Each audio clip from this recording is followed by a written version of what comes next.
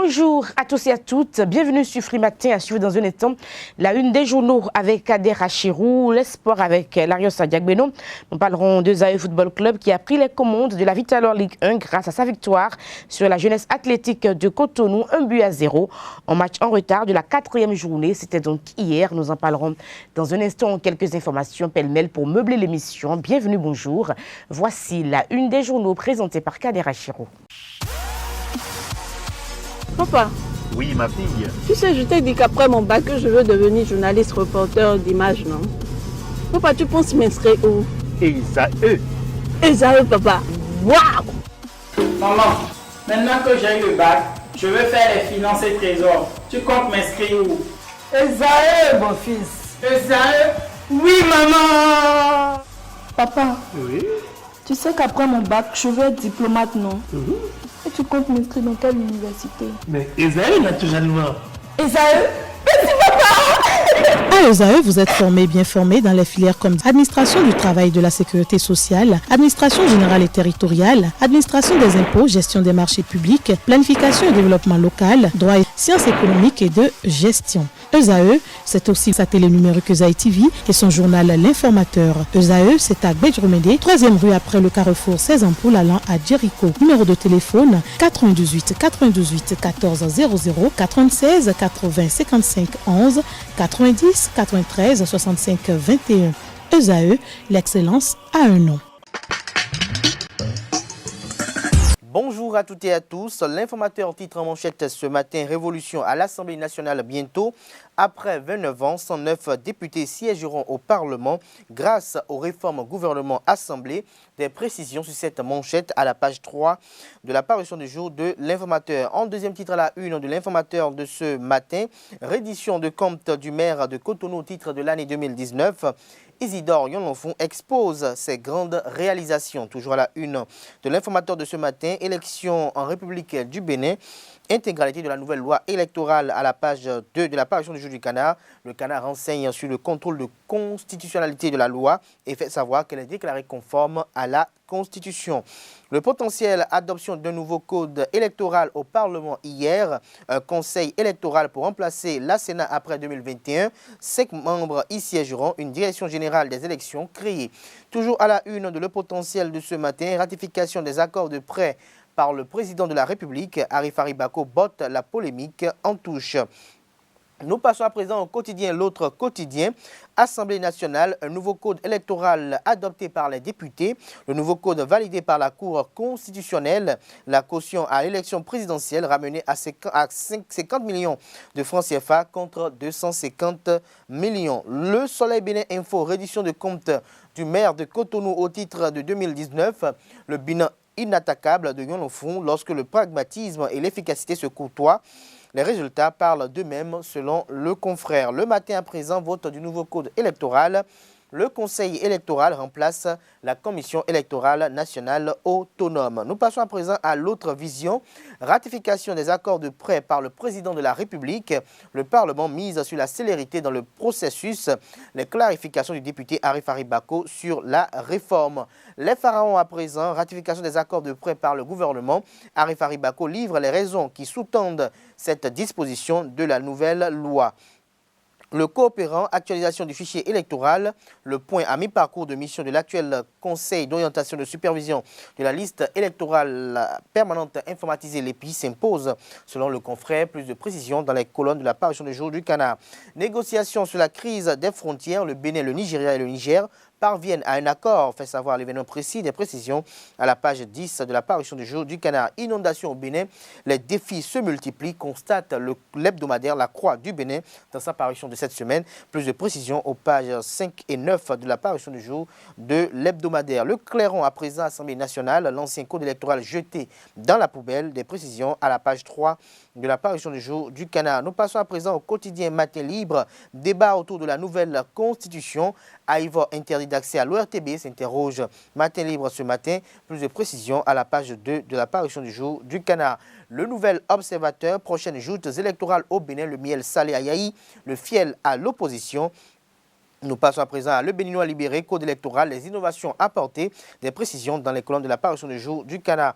Nous passons à présent au quotidien Nord-Sud, quotidien nouveau code électoral. La Commission électorale nationale autonome Sénat métamorphosée, des précisions à la page 3 de la parution du jour du Canard.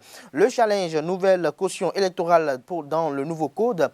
Présidentielle, 50 millions de francs CFA. Législative, 1 500 000 000 de francs CFA. Communale, 20 000 francs CFA. Nous restons à la une de Le Challenge, la fermeture des frontières nigériennes. Ça chauffe aussi chez les Nigérians, des voleurs de riz identifiés à Pobé. L'actualité, possibilité au président de la République de ratifier des accords de prêt avant de rendre compte au Parlement. Arif Haribako tombe le voile de la polémique. Éclairage, exemple à l'appui sur la disposition constitutionnelle. Nous passons à présent au quotidien. Les 4 vérités qui titrent à la une ce matin, enseignement supérieur, Éléonore Yaïla Descamps rencontre les fondés des universités privées ce jour à Isba. Nous passons à présent au quotidien Le Télégramme, Assemblée nationale, un nouveau code électoral adopté avec de nombreuses innovations. Le Bénin n'aura plus de 10 candidats à l'élection présidentielle de 2021. L'affiche du jour à présent, révision de la Constitution. Pourquoi le poste de vice-président suscite tant de polémiques, s'interroge le confrère, l'économiste à présent. 12e forum Médéis au Maroc, Zinsou et Madougou honorent le Bénin, des précisions dans les colonnes de la parution du jour du Canard. Monde 7 Info, autorisation de ratification de l'accord bilatéral entre le Bénin et le Niger. Patrice Talon est un grand négociateur, dit cite David Bioko. Il est venu pour redonner une valeur à notre pays. Nous passons au quotidien de service public La Nation pour mettre un terme à la une des journaux de ce matin. Assemblée nationale, les grandes réformes du code électoral vous sont publiées à la page 3 de la parution du jour du Canard. La loi sur le financement public des partis politiques aussi a été adoptée. Renseigne la manchette du jour de La Nation. Et Gustave Assa, à propos de la création de la Coupe des comptes, c'est un acte qui rassure sur la volonté d'éradiquer la mafia économique. Les quotidiens béninois sont disponibles dans les kiosques au prix de 300 francs CFA. Vous les avez aussi et surtout en ligne. Nous passons à présent à la page sport avec l'Ariosa Diagbénon, ESAE Football Club qui a donc pris les commandes de la Vitalor Ligue 1. On en parle.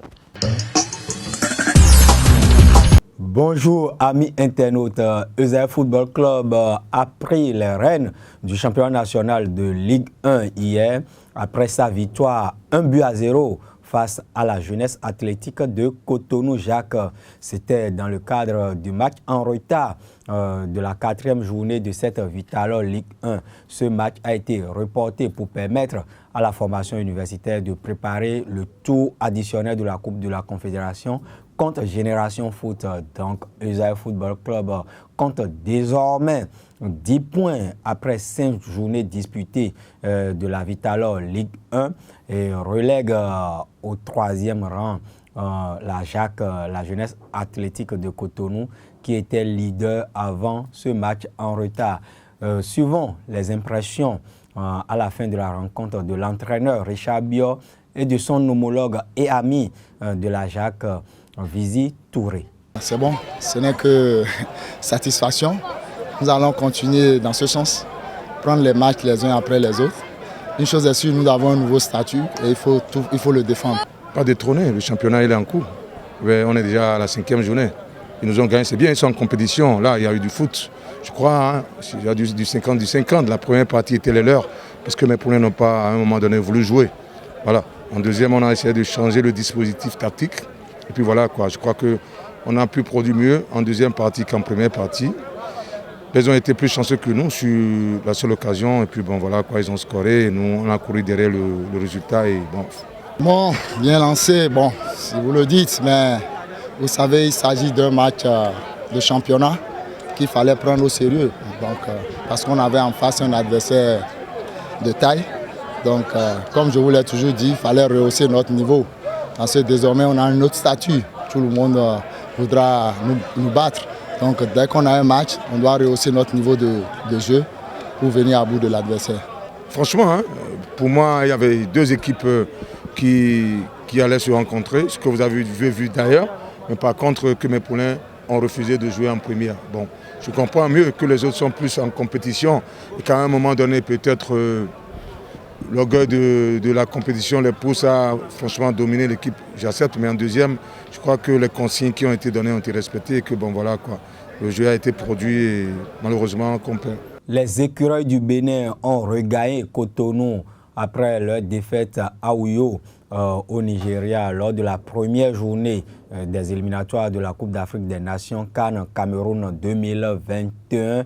Tard dans la nuit de ce jeudi 14 novembre 2019, il faut préciser que les écureuils ont été bloqués à l'aéroport de Uyo pendant toute la journée parce que leur vol était prévu pour prendre le départ de l'aéroport à midi, mais finalement c'est après 22h à 23h moins 20 que la délégation béninoise a pris le départ du Nigeria et a regagné Cotonou tard dans la nuit. Et la suite et fin de la première journée de ces éliminatoires de la CAN en 2021 a lieu aujourd'hui. Et avant ça, hier, jeudi, on a disputé 7 matchs. Nous avons, entre autres, l'Égypte qui a été tenue en échec sur ses installations par le Kenya. Le Togo a été surpris à domicile par le Comore, 1-0. Il faut dire que les Comoriens ont pris là une revanche après leur élimination lors des préliminaires de la Coupe du Monde 2022. L'Algérie, la championne d'Afrique en titre, a battu lourdement la Zambie 5-0. L'Algérie continue ainsi de marcher sur l'eau. Plus de défaites depuis le 16 octobre 2018. Cette défaite concédée ici à Cotonou face aux écureuils du Bénin, 0-1. L'Afrique du Sud a été battue par le Ghana, 2-0. La RD Congo et le Gabon se sont séparés sur le score nul et vierge de 0 partout. Le derby ouest-africain de cette journée s'est soldé par un match nul de 2 partout au stade du 26 mars de Bamako entre le Mali et la Guinée-Conakry. Aujourd'hui, comme je l'annonçais, il y a d'autres matchs dans le cadre de cette première journée des éliminatoires. On aura Maroc-Mauritanie dans le groupe E, Zimbabwe-Botswana dans le groupe H, dans le groupe J, Tanzanie, Guinée équatoriale et enfin Tunisie, Libye dans le même groupe. Et pour le compte de la deuxième journée, ça s'enchaîne. Le calendrier est très serré. Donc déjà le dimanche, la deuxième journée de ces éliminatoires démarre avec un certain Bénin-Sierra Leone au stade Charles de Gaulle de Porto-Novo. Et c'est à 14h heure locale, 13h GMT. Nous aurons également dans le groupe A Namibie qui va se déplacer à Conakry pour affronter le Sili national. Le Tchad reçoit le Mali dans le même groupe. L'Ouganda accueille Malawi dans le groupe B et le Burkina Faso se déplace au Soudan du Sud pour affronter les Sud-Soudanais. Et enfin, pour donner quelques affiches, nous aurons dans le groupe C, Afrique du Sud, Soudan, et Gabon, Angola et finalement nous aurons RDC qui va se déplacer sur les installations des Scorpions rouges de la Gambie. Là, ce sera le 18 novembre.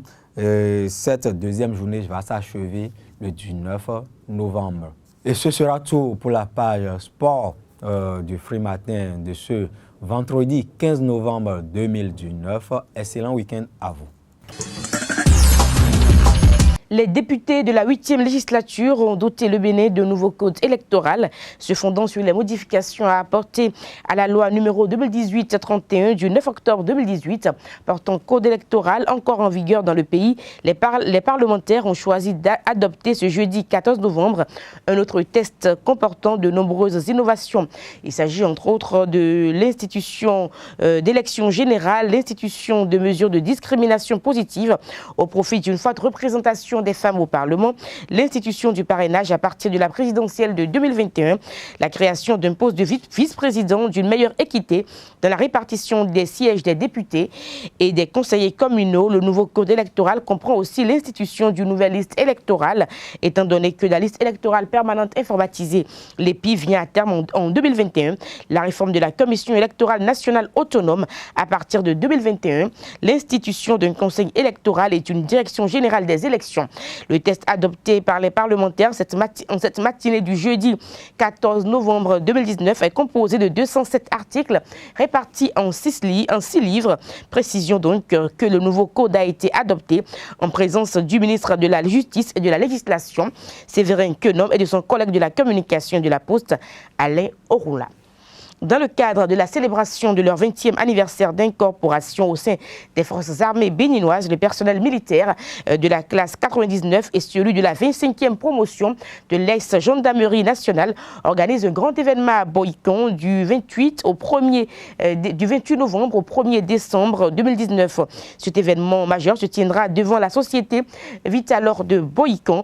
Un programme alléchant a été concocté à cet effet afin de donner non seulement un aspect festif aux activités, mais aussi et surtout un aspect caritatif et social. Suivons ensemble le capitaine de corvette Christian Bozo qui nous en dit un tout petit peu plus sur les manifestations programmées. Ça fait déjà bientôt 20 ans qu'on a été incorporés tous ensemble et vu nous sommes à mi-chemin, nous avons voulu nous retrouver tous ensemble pour revivre les conditions d'antan que nous avons vécues au centre d'instruction militaire de Ouida. Donc, ce qui sous-tend en fait l'organisation de ces manifestations, ce sont essentiellement les retrouvailles, puisque dans quelques temps, certains de nos collègues iront à la retraite. Ceux qui n'ont pas pu émerger iront à la retraite après 25 ans de service. Nous aurons comme participants les personnels militaires de la classe 99 et ceux de la 25e promotion de l'ex-gendarmerie nationale. En plus de ces deux composantes, nous avons associé également la population des villes d'Abomey et de Boïcon. Nous avons élaboré un programme qui est spécifiquement scindé en deux grandes parties. La première partie est constituée des activités purement sportives et la deuxième partie de notre programme, c'est lié aux œuvres sociales. Nous avons voulu célébrer nos 20 ans, mais sans oublier les personnes défavorisées de la commune de Boïcon. Donc le programme que nous avons concocté est scindé, comme je viens de le dire, en deux grandes parties. Il y aura les activités sportives qui sont constituées d'une rencontre, un match de pétanque, un match de volleyball et un match de ballon militaire. Le dernier jour, nous avons voulu marcher ensemble avec la population des villes de Boïcon et d'Abomey par une marche du cœur qui va se dérouler d'Abomey à Boïcon.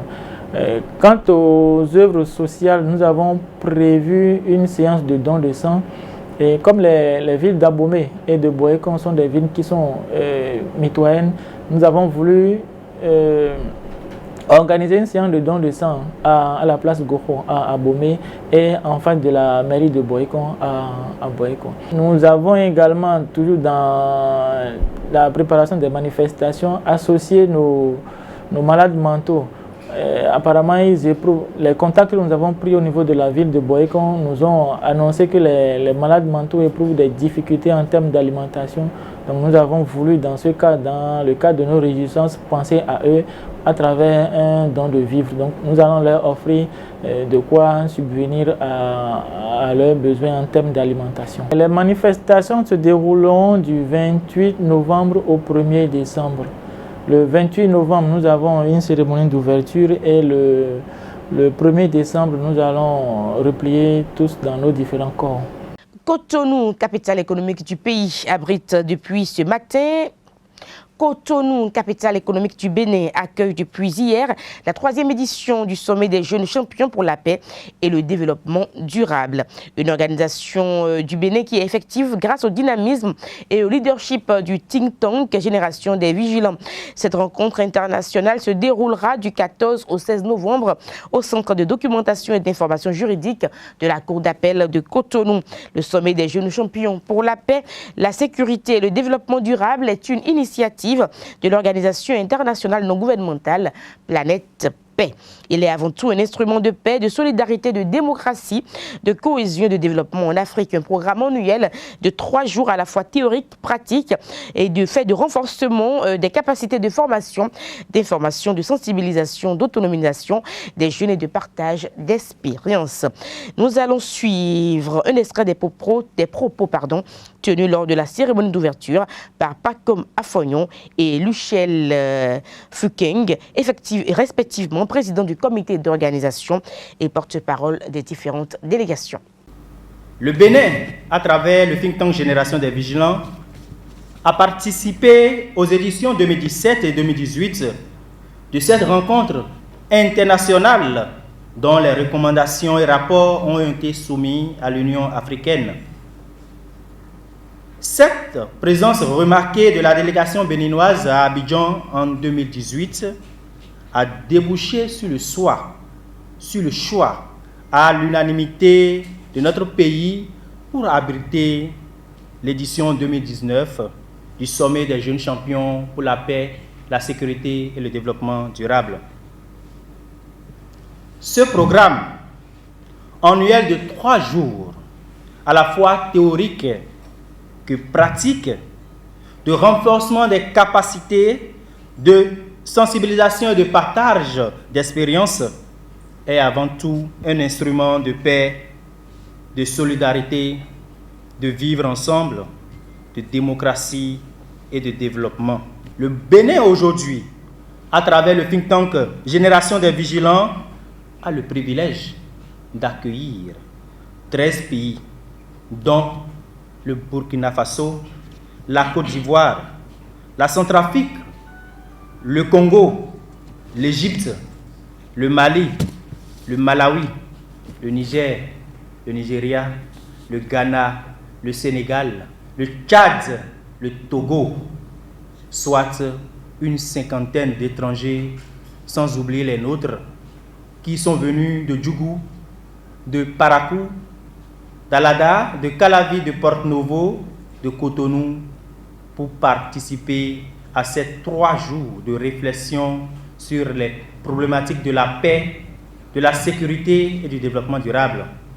Nous sommes une génération choisie de jeunes cadres venus d'horizons différents qui ont accepté d'unir leurs forces, quelle que soit leur race, leur sexe, leur religion, leur ethnie, leur culture, à travers la Jadroué, roi Guézo, symbole de la paix, de la solidarité, du vivre ensemble et de l'acceptation de l'autre. Je tiens à témoigner notre profonde gratitude à l'endroit de l'ONG Planète Paix et du think tank Génération Vigilante pour cette immense opportunité qu'ils offrent à la jeunesse africaine que nous sommes de pouvoir nous réunir en ces lieux pour débattre sur des questions sécuritaires et bien sûr parler du développement durable en Afrique.